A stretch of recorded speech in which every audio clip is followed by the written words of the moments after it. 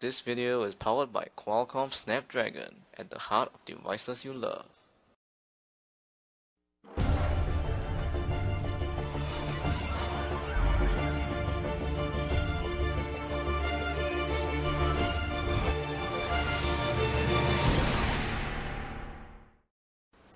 Alright guys, so welcome back to another video, and today we're going to do my initial impressions video on the Galaxy Note 9, which is just recently announced like a couple of days ago.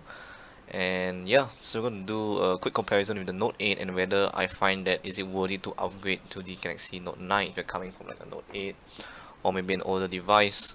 So we're going to compare them side by side. So I have GSM Arena open here. You can see we got the Note 9 on the left and Note 8 on the right. I'm going to compare them in terms of their exact specs and also their features. So yep, firstly, obviously both of them support 4G LTE, and most of the bands that were available on the Note 8 is also available on the Note 9. But what I can see here in terms of difference is the LTE speeds just a bit faster. You notice the category 18 speeds are slightly faster. Maybe it's due to the new chipset that we're getting in the Qualcomm Snapdragon 845, or is maybe the Exynos 9810. Alright, let's move on. So the Note 9 is going to be launching soon, actually around August 24th, and about the same time as the Note 8. Right, now let's talk about the design. So the body on this thing is actually slightly longer in terms of dimensions. It's a bit thicker, wider, and also a bit heavier. You can see it's 201 grams versus 295, obviously due to the bigger battery. We're going to talk about that later. And both of these devices have glass backs, so both are protected with Corning Gorilla Glass 5. And this, I think most of the Note 9 units come with dual SIM support hybrid solution, so you can either put an SD card or a SIM card, or you can put just two SIM card slots if you want.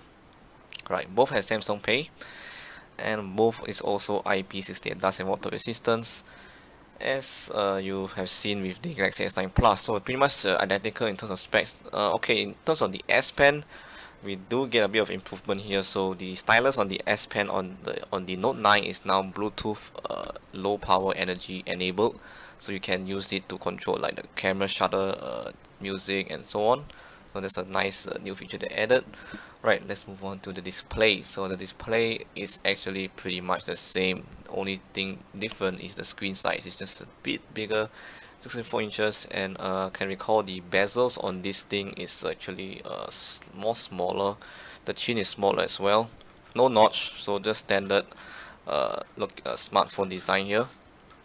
And yeah, so Quad HD resolution, that's what you can expect from a Samsung flagship. You're gonna get a top-notch display, AMOLED display, and inky blacks. So yeah, top-notch, and it's gonna be one of the best displays you can find on a smartphone. Let's move on to the platform. So yeah, this comes with Oreo out of the box 8.1. It's the latest in Oreo, but as you may recall, a few days ago, Google just pushed out the Android Pie update, which is Android 9. So when are we gonna get that on the Note 9? I have no idea, because from my experience with the Note 8 when it was on Nougat, it only got the Oreo update like after like I think 3 or 4 months. Then only they start to push the update, which is quite long. So if you're waiting for the Pie update, unfortunately the Note 9 doesn't come with it, so you have to wait. Alright, moving on to the chipsets. Alright, so the Note 8 came with an 8895 Exynos processor and Snapdragon 835. So on the Note 9, you're going to expect a bit of bump here, 845, Snapdragon 845, and the Exynos 9810, which is actually it's the same specification as the Galaxy S9 Plus, exactly the same. So no change there in terms of its configuration of the CPU, the GPU. Alright, this is what interests me a lot, the memory card. No, sorry, the memory. So the storage on this thing is freaking big. We have a 512GB option available with 8 gigs of RAM, and obviously have the base storage of 128GB and 6GB of RAM, which is bumped up from 64 compared to the Note 8, which is nice. Yeah, so very ridiculous amount of storage you can have on the Note 9, and you also can expand it up to 512 gigs of SD card storage, so you can actually have a total of 1 TB of internal storage on your Galaxy Note 9 if you want to, but I think this is just ridiculous and just crazy. It's even more than my laptop, the storage space. But anyway, that's good to have that option anyway. Right, moving on to the main camera. So the main camera on the Note 9 is pretty much inherited from the Galaxy S9 Plus. So pretty much the same kind of camera modules you're gonna get from the Note 9. The only main difference between the Note 9 and the Note 8 you can see is the aperture. So the variable aperture on the Note 9 is present here. You can see we can switch between f1.5 to f2.4 when needed. Whereas on the Note 8 you only could do it with one setting, which is just f1.7. You can't switch the aperture. Both have iOS, so both optically image stabilized on the Note 9 and Note 8 as well, so the same. Then moving on to the video section, so this is where the Note 9 is obviously better because it has that super slow-mo feature. You have that 720p at 960 frames per second, which is awesome, which is also from the Note S9 Plus. So as I said, it's all inherited from that S9 Plus. Right, moving on to the selfie camera. This one pretty much identical. There's no much change between Note 8 and Note 9. So same thing, 8 megapixel selfie shooter with f1.7 aperture and 2K resolution recording at 30 frames per second. So pretty nice. Alright, so the sound, we obviously get the dual stereo speakers tuned by AKG. So it's now present on the Note 9. It was from the S9 Plus. Whereas on the Note 8 we don't have that, so if you're interested in sound, then this could be a good thing. We have the headphone jack. Yes, the headphone jack is still here, it's not going away. Thank you to Samsung for keeping that headphone jack. I mean, most companies these days have removed that, so this is I think one of the unique device now because it still has a headphone jack, which is amazing. Alright, moving on to the comms. So as a typical flagship, you're gonna expect all the usual Wi-Fi standards like the 802.11 AC band, dual band support, all those things. You're gonna have Bluetooth 5.0. So all these are pretty similar to the one found in Note 8, which has also the MSD NFC support and also Type-C connector, which is the same.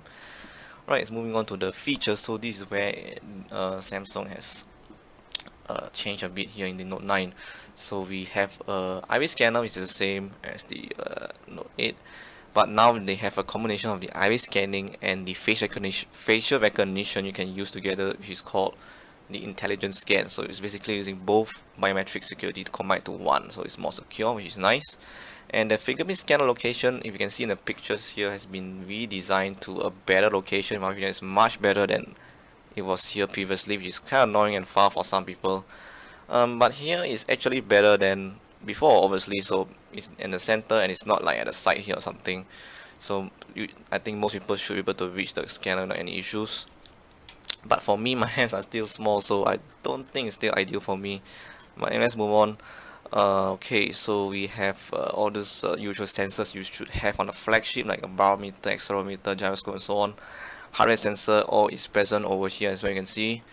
And let's move on to the other things. So we have Samsung DeX. So now you can recall in Note 8 you have to have that Samsung DeX dock to use the Samsung DeX feature on your Note 8. So now on the Note 9 you don't have to do that. You can just get a USB Type-C to HDMI connector, just plug it into your monitor and you can use your Note 9 as a Samsung DeX desktop experience already. You don't even need to have that dock, which is amazing. So that's actually a needed feature previously and now it has been fixed here. You obviously can add a keyboard or a mouse if you want, a Bluetooth keyboard or mouse to your monitor setup with your Note 9. Is up to you. Alright, let's move on to the charging. So obviously the Note 9 has a bigger battery, so it has to have fast charging anyway. And yeah, fast charging is supported with fast wireless charging as well. You can see here we are still having the same QC 2.0, which is a bit of a disappointment here. I mean, they should at least include QC 4, because I think now some of the other flagships like the OnePlus 6 or even the Xiaomi Mi 8, I can recall, has quick charge 4.0, not mistaken. So it charges way faster, but the Note 9, they should have included the quick charge 4.0 in my opinion, because the battery on that thing is humongous. It's 4000 mAh battery. But anyway, this is what we got with the Note 9. So pretty much the same as the Note 8 in terms of charging speeds. Both obviously support Qi and PMA wireless charging standards, so you can charge wirelessly if you have any Qi adapter wireless chargers around, you can use that on your Note 9, same as the Note 8. And that's all. So that's all the features we have covered over this section. Let's move on to the battery. So this is very important as a Note device. So if you are curious, is the battery going to be good? Now it's very too early to tell, but from the specs comparison, we should see better battery performance because it's 4000 mAh battery. It's the biggest we've ever seen on Galaxy Note flagship. I mean, we never seen anything above 3500 in my opinion. Yeah, I think the Note 7 had a 3500 mAh battery and exploded, but then they decided to play it safe with the Note 8 and go for a 3300 mAh battery. But now looks like they're gonna forget about all those things and proceed on go all out with 4000 mAh battery on the Note 9, which is great. So this is should be sufficient enough for most power users to get through the day. So versus the Note 8, obviously it's much better. So yeah, that's a battery life. The Note 8 loses here. Right, so we have a couple of colors you can choose this year. So we have metallic copper, which is actually this one, looks pretty stunning. We have the lavender purple, looks like the one on the S9 Plus, a little bit the color, and we have ocean blue, which is their highlighting device here with the gold color or yellow color S Pen, which is unique. And we also have the midnight black color, which looks pretty nice as well. Actually, looks pretty stealthy. And you can see here the colors on the S Pen and the unit itself is matching for black, for the copper, the metallic copper, and the lavender purple. But as for the ocean blue, you're gonna get a special yellow color S Pen, which is unique. So yeah, if I were you guys, I would obviously take this one because I mean it looks cool, the color difference looks nice, and it's matching as well, so yeah, quite nice. Alright, now let's talk about the price. So this is where most people will be a bit disappointed, or it's like, it's just too expensive, I can't afford it. So yeah, if you're comparing the Note 8 and Note 9 in terms of its pricing now, not last year, the Note 8 obviously is much more better in terms of value because it's cheaper. But the Note 9 comes around $1,000 for the base variant, which is kind of expensive. So if you are looking into purchasing this but you can't afford it, obviously there's no point for you buying it. But yeah, this is for the base variant. For the 512GB variant, not mistaken, is around $1,250, which is like buying a laptop already. So yeah, you better make a wise choice whether you want to go with the cheapest base storage or the most expensive storage. Yeah, so that's pretty much it comparing the Note 8 and what do I think whether you should upgrade to the Note 9 you're coming for the Note 8. In my opinion, I suggest you hold on to your Note 8. Reason why is because the next year we're going to have a lot of innovation with the new Samsung Galaxy devices such as the S10, which is going to be rumored to have an embedded fingerprint scanner. So I recommend you hold on to the Note 8 because it's still a very good device. Nevertheless, some issues like the fingerprint scanner location, the battery life, and some other issues with the Note 8. But just hold on to it for a few more months. It's already August, so just wait about a few more months to January. We can see the S10, and that's given us an idea of the new things you're going to get with the Note 10 as well. So yeah, I recommend you guys hold on to your Note 8 if you're coming from a Note. Hold on to your Note. Yeah, hold on to your Galaxy Note 8 if you're willing to buy the Note 9. I suggest you hold on to your Note 8 as well because it's not worth it in my opinion. If you're coming from like a Galaxy Note 5, for example, I can't say Note 7 because Note 7 is dead, exploded. So you're coming from a Galaxy Note 5, Note 4, anything older than Galaxy Note 5, then I can actually recommend the Note 9 because it's a very big jump in upgrades. So yeah, but if you're not very interested in the Note 9, you can get the Note 8 as well. It's a more valued device because just a minor difference compared to the Note 9. So if you are coming from the Note 5 and below, you can either go with the Note 8 or the Note 9. It's up to you because yeah, it depends on what you need. Anyway guys, that's pretty much it. A quick initial impression and comparison between the Note 9 and the Note 8, and also comparing the design and specifications and so on. So yeah guys, that's pretty much it. So if any comments, feel free to leave a comment down below. and leave a comment as well on whether are you gonna get the Note 9 or you're gonna skip it. So yeah, that's pretty much it guys. Thank you very much for watching. Stay tuned for more videos. Peace out.